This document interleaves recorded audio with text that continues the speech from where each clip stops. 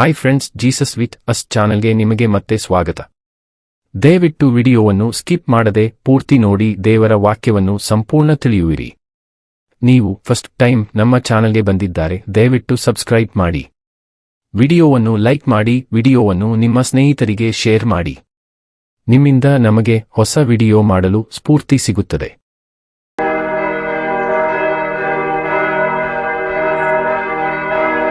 ನೆಹೆಮೀಯ ಅಧ್ಯಾಯ 4. ವಿರೋಧಿಗಳು ಹೊಟ್ಟೆಕಿಚ್ಚಿನಿಂದ ಕಟ್ಟುವುದಕ್ಕೆ ಅಡ್ಡಿ ಮಾಡಿದ್ದು. ನಾವು ಪೌಳಿಗೋಡೆಯನ್ನು ಕಟ್ಟುತ್ತಿದ್ದ ಸುದ್ದಿಯು ಸನ್ಬಲ್ಲಟನಿಗೆ ಮುಟ್ಟಿದಾಗ ಅವನು ಬಲು ಹೊಟ್ಟೆಕಿಚ್ಚು ಸಿಟ್ಟು ಉಳ್ಳವನಾಗಿ ತನ್ನ ಸಹೋದರರ ಮುಂದೆಯೂ ಸಮಾರ್ಯದ ದಂಡಿನವರ ಮುಂದೆಯೂ, ನಿತ್ರಾಣಿಗಳಾದ ಈ ಯೆಹೂದ್ಯರು ಮಾಡುವುದೇನು? ಇವರು ತಮ್ಮನ್ನು ಬಲಪಡಿಸಿಕೊಳ್ಳಬೇಕೆಂದಿರುವರೋ? ಯಜ್ಞವನ್ನರ್ಪಿಸುವರೋ? ಈ ಹೊತ್ತೇ ಈ ಕೆಲಸವನ್ನು ತೀರಿಸುವರೇನು? ಸುಟ್ಟು ಹೋದ ಪಟ್ಟಣದ ಧೂಳಿನ ರಾಶಿಯೊಳಗೆ ಹುಗಿದು ಹೋದ ಕಲ್ಲುಗಳನ್ನು ಬದುಕಿಸುವರೇನೋ ಎಂದು ಹೇಳಿ ಯೆಹೂದ್ಯರನ್ನು ಗೇಲಿ ಮಾಡಿದನು.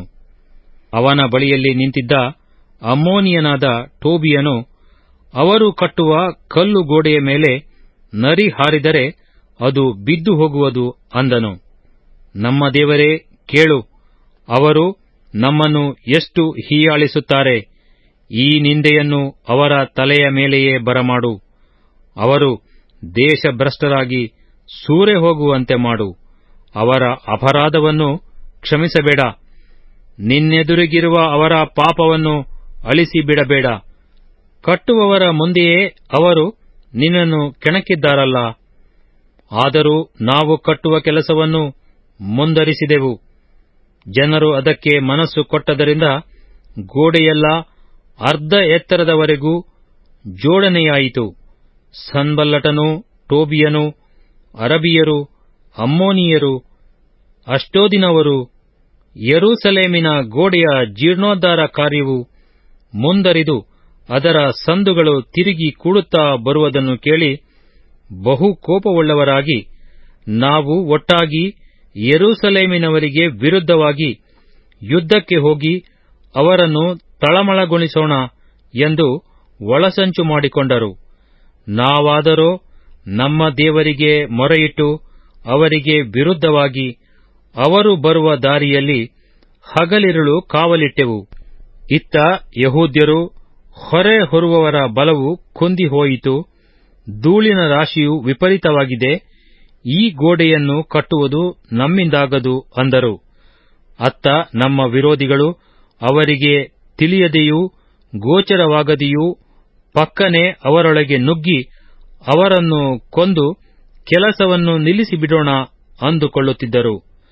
ಅವರ ನೆರೆಯೂರುಗಳಲ್ಲಿ ವಾಸಿಸುತ್ತಿದ್ದ ಯೆಹೂದ್ಯರು ಬಂದು ನಮಗೆ, ನೀವು ಯಾವ ಕಡೆಗೆ ತಿರುಗಿಕೊಂಡರೂ ಆ ಎಲ್ಲಾ ಕಡೆಗಳಿಂದ ನಮಗೆ ವಿರೋಧವಾಗಿ ಯುದ್ಧಕ್ಕೆ ಬರುತ್ತಾರೆ ಎಂದು ಪದೇ ಪದೇ ತಿಳಿಸಿದ್ದರಿಂದ ನಾನು ಜನರಿಗೆ ಕತ್ತಿ, ಬಿಲ್ಲು, ಬರ್ಜಿಗಳನ್ನು ಹಿಡಿದುಕೊಂಡು ಗೋಡೆಯ ಹಿಂದಣ ತಗ್ಗಾದ ಬೈಲುಗಳಲ್ಲಿ ಗೋತ್ರ ಗೋತ್ರಗಳಾಗಿ ನಿಲ್ಲಬೇಕೆಂದು ಆಜ್ಞಾಪಿಸಿ ಅವರನ್ನು ಸಂದರ್ಶಿಸಿ ಅವರ ಮುಂದೆ ನಿಂತು, ಶ್ರೀಮಂತರನ್ನು, ಅಧಿಕಾರಿಗಳನ್ನು, ಉಳಿದ ಜನರನ್ನು ಸಂಬೋಧಿಸಿ, ನಿಮ್ಮ ಹಗೆಗಳಿಗೆ ಹೆದರಬೇಡಿರಿ.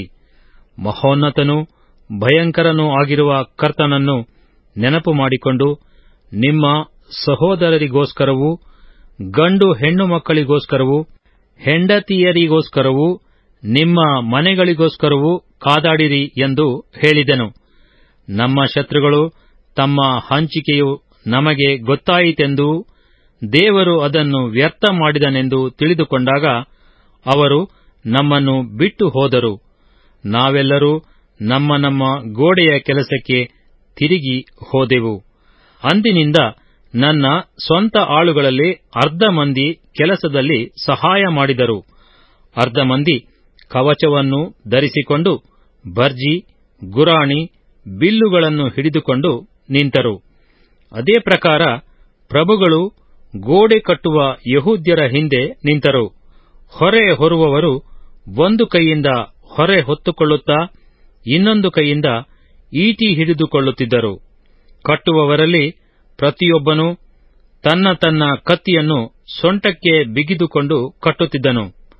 ನಾನಂತೂ ಕೊಂಬೂದುವವನೊಬ್ಬನನ್ನು ನನ್ನ ಬಳಿಯಲ್ಲಿರಿಸಿಕೊಂಡು ಶ್ರೀಮಂತರಿಗೂ ಅಧಿಕಾರಿಗಳಿಗೂ ಉಳಿದ ಜನರಿಗೂ, ನಾವು ಮಾಡುವ ಕೆಲಸವು ಬಲು ದೊಡ್ಡದೂ ಅನೇಕ ಸ್ಥಳಗಳಲ್ಲಿ ನಡೆಯುವಂಥದೂ ಆಗಿದೆ. ನಾವು ಗೋಡೆಯ ಮೇಲೆ ಚದರಿ ಒಬ್ಬರಿಗೊಬ್ಬರು ದೂರವಾಗುತ್ತೇವೆ. ನಿಮಗೆ ಕೊಂಬಿನ ಧ್ವನಿಯು ಯಾವ ಸ್ಥಳದಿಂದ ಕೇಳಬರುವುದೋ ಆ ಸ್ಥಳಕ್ಕೆ ನಮ್ಮ ಹತ್ತಿರ ಕೂಡಿ ಬನ್ನಿರಿ. ನಮ್ಮ ದೇವರು ನಮಗೋಸ್ಕರ ಯುದ್ಧ ಮಾಡುವನು ಎಂದು ಹೇಳಿದನು. ಹೀಗೆ ನಾವು ಅರುಣೋದಯದಿಂದ ನಕ್ಷತ್ರಗಳು ಮೂಡುವವರೆಗೂ ಕೆಲಸ ಮಾಡುತ್ತಿದ್ದೆವು. ನನ್ನ ಸೇವಕರಲ್ಲಿ ಅರ್ಧ ಮಂದಿ ಬರ್ಜಿ ಹಿಡಿದುಕೊಂಡಿದ್ದರು. ಇದಲ್ಲದೆ ನಾನು ಆ ಸಮಯದಲ್ಲಿ ಜನರಿಗೆ, ನಿಮ್ಮ ಆಳುಗಳು ರಾತ್ರಿಯಲ್ಲಿ ನಮಗೆ ಕಾವಲಾಗಿರುವ ಹಾಗೂ ಹಗಲಿನಲ್ಲಿ ಕೆಲಸ ನಡೆಸುವ ಹಾಗೂ ನೀವು ನಿಮ್ಮ ನಿಮ್ಮ ಆಳುಗಳೊಡನೆ ಯೆರೂಸಲೇಮಿನಲ್ಲೇ ವಾಸಮಾಡಬೇಕು ಎಂದು ಅಪ್ಪಣೆ ಮಾಡಿದೆನು. ನಾನು, ನನ್ನ ಸಹೋದರರು, ಸೇವಕರು, ಮೈಗಾವಲಿನವರು ಸ್ನಾನ ಸಮಯದಲ್ಲಿ ಹೊರತು ಬೇರೆ ಸಮಯದಲ್ಲಿ ನಮ್ಮ ವಸ್ತ್ರಗಳನ್ನು ತೆಗೆದುಹಾಕಲಿಲ್ಲ. ನೆಹೆಮೀಯ ಅಧ್ಯಾಯ 5. ನೆಹೆಮೀಯನ ಪರಹಿತ ಚಿಂತನೆಯೂ ಔದಾರ್ಯವೂ. ತರುವಾಯ ಸಾಧಾರಣ ಜನರು, ಅವರ ಹೆಂಡತಿಯರು ತಮ್ಮ ಬಂಧುಗಳಾದ ಯಹೂದ್ಯರಿಗೆ ವಿರುದ್ಧವಾಗಿ ಬಹಳ ಗುಣುಗುಟ್ಟತೊಡಗಿದರು. ಕೆಲವರು, ನಾವು, ನಮ್ಮ ಗಂಡು ಹೆಣ್ಣು ಮಕ್ಕಳು ಬಹುಮಂದಿ ಇದ್ದೇವೆ, ನಮ್ಮ ಜೀವನಕ್ಕಾಗಿ ಕಾಳುಕಡ್ಡಿಗಳನ್ನು ಹೇಗಾದರೂ ಸಂಪಾದಿಸಿಕೊಳ್ಳೋಣ. ಇನ್ನು ಕೆಲವರು, ನಮ್ಮ ಹೊಲ ತೋಟ ಮನೆಗಳನ್ನು ಒತ್ತೆ ಹಾಕಿ ಆಯಿತು, ಈ ಬರಗಾಲದಲ್ಲಿ ಧಾನ್ಯವನ್ನು ಹೇಗಾದರೂ ಸಂಪಾದಿಸಿಕೊಳ್ಳೋಣ. ಮತ್ತು ಕೆಲವರು, ಸರಕಾರಕ್ಕೆ ಕಂದಾಯ ಕೊಡುವುದಕ್ಕಾಗಿ ನಾವು ನಮ್ಮ ಹೊಲ ತೋಟಗಳ ಮೇಲೆ ಸಾಲ ತೆಗೆದುಕೊಳ್ಳಬೇಕಾಯಿತು. ಆ ನಮ್ಮ ಸಹೋದರರ ಕುಲಕ್ಕೂ ನಮ್ಮ ಕುಲಕ್ಕೂ, ಅವರ ಮಕ್ಕಳಿಗೂ ನಮ್ಮ ಮಕ್ಕಳಿಗೂ ಏನು ಹೆಚ್ಚು ಕಡಿಮೆ ನೋಡಿರಿ. ನಾವು ನಮ್ಮ ಗಂಡು ಹೆಣ್ಣು ಮಕ್ಕಳನ್ನು ಪರರಿಗೆ ದಾಸರನ್ನಾಗಿ ಕೊಡಬೇಕಾಯಿತು. ನಮ್ಮ ಹೆಣ್ಣು ಮಕ್ಕಳಲ್ಲಿ ಕೆಲವರನ್ನು ಇಷ್ಟರಲ್ಲೇ ಅಪಹರಿಸಿದರು. ನಮ್ಮ ಯತ್ನವೇನೂ ಸಾಗುವುದಿಲ್ಲ. ನಮ್ಮ ಹೊಲ ತೋಟಗಳು ಪರಾಧೀನವಾದವು ಎಂದು ಗುಣುಗುಟ್ಟಿದರು. ಅವರ ಬೊಬ್ಬೆಯನ್ನೂ ಮಾತುಗಳನ್ನು ಕೇಳಿದಾಗ ನನಗೆ ಬಲು ಸಿಟ್ಟಾಯಿತು.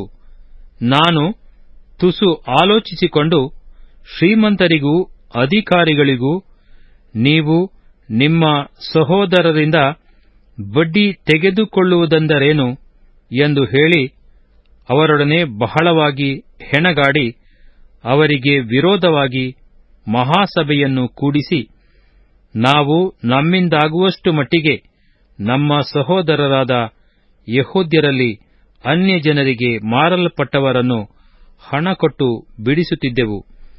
ಈಗ ನೀವು ನಿಮ್ಮ ಸಹೋದರರನ್ನು ಮಾರಿಬಿಡುತ್ತೀರಿ, ಆಮೇಲೆ ಅವರನ್ನು ನಾವು ಕೊಂಡುಕೊಳ್ಳಬೇಕೇನು ಅನ್ನಲು ಅವರು ಉತ್ತರ ಕೊಡದೆ ಸುಮ್ಮನಿದ್ದರು.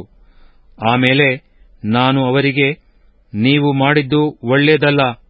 ನಾವು ನಮ್ಮ ವಿರೋಧಿಗಳಾಗಿರುವ ಅನ್ಯಜನರ ನಿಂದೆಗೆ ಗುರಿಯಾಗದಂತೆ ದೇವರಲ್ಲಿ ಭಯಭಕ್ತಿಯುಳ್ಳವರಾಗಿ ನಡೆದುಕೊಳ್ಳಬೇಕಲ್ಲವೇ? ನಾನು, ನನ್ನ ಸಹೋದರರೂ ಸೇವಕರೂ ಸಹ ಅವರಿಗೆ ಹಣವನ್ನು ಧಾನ್ಯವನ್ನು ಬಡ್ಡಿಗೆ ಕೊಟ್ಟಿದ್ದೇವೆ. ಬಡ್ಡಿ ತೆಗೆದುಕೊಳ್ಳುವ ಪದ್ಧತಿಯನ್ನು ಬಿಟ್ಟು ಬಿಡೋಣ. ಅವರ ಹೊಲ, ದ್ರಾಕ್ಷೆ ತೋಟ, ಎಣ್ಣೆ ಮರಗಳ ತೋಪು, ಮನೆ ಇವುಗಳನ್ನು ನೀವು ಕೊಟ್ಟ ಹಣ, ಧಾನ್ಯ, ದ್ರಾಕ್ಷಾರಸ, ಎಣ್ಣೆ ಇವುಗಳಿಗೋಸ್ಕರ ಶೇಕಡ ಇಷ್ಟೆಂದು ತೆಗೆದುಕೊಂಡಿರುವ ಬಡ್ಡಿಯನ್ನು ದಯವಿಟ್ಟು ಈ ಹೊತ್ತೇ ಹಿಂದಕ್ಕೆ ಕೊಡಿರಿ ಎಂದು ಹೇಳಿದೆನು. ಅವರು, ಹಿಂದಕ್ಕೆ ಕೊಡುತ್ತೇವೆ, ಅವರಿಂದ ಏನೂ ಕೇಳುವುದಿಲ್ಲ, ನೀನು ಹೇಳಿದಂತೆಯೇ ಮಾಡುತ್ತೇವೆ ಎಂದು ಉತ್ತರ ಕೊಟ್ಟರು. ಆಗ ನಾನು ಯಾಜಕರನ್ನು ಕರೆಸಿ ಈ ಮಾತಿನಂತೆ ನಡೆಯುವುದಾಗಿ ಅವರಿಂದ ಪ್ರಮಾಣ ಮಾಡಿಸಿದೆನು. ಇದಲ್ಲದೆ ನನ್ನ ಉಡಿಲನ್ನು ಝಾಡಿಸಿ ಅವರಿಗೆ ಈಗ ಕೊಟ್ಟ ಮಾತನ್ನು ಕೈಕೊಳ್ಳದ ಪ್ರತಿಯೊಬ್ಬನನ್ನು ದೇವರು ಅವನ ಮನೆಯಿಂದಲೂ ಸ್ವಾಸ್ಥ್ಯದಿಂದಲೂ ಈ ಪ್ರಕಾರವೇ ಝಾಡಿಸಿಬಿಡಲಿ. ಅವನು ಉಡಿಲಿನಂತೆಯೇ ಝಾಡಿಸಲ್ಪಡಲಿ, ಬರಿದಾಗಲಿ ಅಂದೆನು. ಕೂಡಲೇ ಸಭೆಯವರೆಲ್ಲ ಹಾಗೆಯೇ ಆಗಲಿ ಎಂದು ಹೇಳಿ ಯೆಹೋವನನ್ನು ಕೊಂಡಾಡಿ ಕೊಟ್ಟ ಮಾತನ್ನು ಕೈಗೊಂಡರು. ಅರಸನಾದ ಅರ್ತಷಸ್ತನು ನನ್ನನ್ನು ಯಹೂದ ದೇಶದ ಅಧಿಪತಿಯನ್ನಾಗಿ ನೇಮಿಸಿದಂದಿನಿಂದ 12 ವರುಷಗಳವರೆಗೆ, ಅಂದರೆ ಅವನ ಆಳಿಕೆಯ 20ನೆಯ ವರುಷದಿಂದ 32ನೆಯ ವರುಷದವರೆಗೆ ನಾನಾಗಲಿ ನನ್ನ ಸಹೋದರರಾಗಲಿ ದೇಶಾಧಿಪತಿಗೆ ಸಲ್ಲತಕ್ಕ ಆಯದಿಂದ ಜೀವನ ಮಾಡಲಿಲ್ಲ. ನನಗಿಂತ ಮುಂಚೆ ಇದ್ದ ದೇಶಾಧಿಪತಿಗಳು ಜನರ ಮೇಲೆ ಬಹಳ ಭಾರ ಹಾಕಿ ಅವರಿಂದ ದಿನಕ್ಕೆ 40 ರೂಪಾಯಿಯ ಆಹಾರವನ್ನು ದ್ರಾಕ್ಷಾರಸವನ್ನು ತೆಗೆದುಕೊಂಡದ್ದಲ್ಲದೆ ಅವರ ಸೇವಕರು ಜನರ ಮೇಲೆ ದೊರೆತನ ನಡೆಸಿದರು. ನಾನಾದರೋ ದೇವರಲ್ಲಿ ಭಯಭಕ್ತಿಯುಳ್ಳವನಾಗಿ ಇರುವುದರಿಂದ ಹಾಗೆ ಮಾಡದೆ ಆ ಗೋಡೆ ಕಟ್ಟುವುದರಲ್ಲಿ ನಿರತನಾಗಿದ್ದೆನು. ಮತ್ತು ನನ್ನ ಎಲ್ಲಾ ಸೇವಕರೂ ಪ್ರತಿದಿನ ಆ ಕೆಲಸಕ್ಕೆ ಬರುವಂತೆ ನೋಡುತ್ತಿದ್ದೆನು. ನಾವು ಅಲ್ಲಿ ಭೂಸ್ಥಿತಿಯನ್ನು ಸಂಪಾದಿಸಿಕೊಂಡಿರಲಿಲ್ಲ. ಇದಲ್ಲದೆ ಯಹೂದ್ಯರಲ್ಲಿ 150 ಮಂದಿ ಅಧಿಕಾರಿಗಳೂ ಸುತ್ತಣ ಜನಾಂಗಗಳ ಮಧ್ಯದಿಂದ ನಮ್ಮ ಬಳಿಗೆ ಬರುತ್ತಿದ್ದವರು ನನ್ನ ಪಂಕ್ತಿಯಲ್ಲಿ ಊಟ ಮಾಡುತ್ತಿದ್ದರು. ಪ್ರತಿದಿನ 1 ಹೋರಿ, 6 ಕೊಬ್ಬಿದ ಕುರಿ, ಕೆಲವು ಕೋಳಿಗಳು ನಮ್ಮ ಭೋಜನಕ್ಕಾಗಿ ಸಿದ್ಧವಾಗುತ್ತಿದ್ದವು. 10 ದಿವಸಕ್ಕೊಮ್ಮೆ ನಾನು ಎಲ್ಲಾ ತರದ ದ್ರಾಕ್ಷಾರಸವನ್ನು ಬೇಕಾಗುವಷ್ಟು ಒದಗಿಸಿಕೊಡುತ್ತಿದ್ದೆನು. ನನಗೆ ಇಷ್ಟು ವೆಚ್ಚವಾಗುತ್ತಿದ್ದರೂ ಆ ಜನರು ಮಾಡತಕ್ಕ ಕೆಲಸವು ಬಹು ಭಾರವಾಗಿದ್ದರಿಂದ ನಾನು ದೇಶಾಧಿಪತಿಗೆ ಸಲ್ಲತಕ್ಕ ಆಯವನ್ನು ಕೇಳಲೇ ಇಲ್ಲ. ನನ್ನ ದೇವರೇ, ನಾನು ಆ ಜನರಿಗೋಸ್ಕರ ಮಾಡಿದ್ದೆಲ್ಲವನ್ನೂ ನನ್ನ ಹಿತಕ್ಕಾಗಿ ನೆನಪು ಮಾಡಿಕೋ.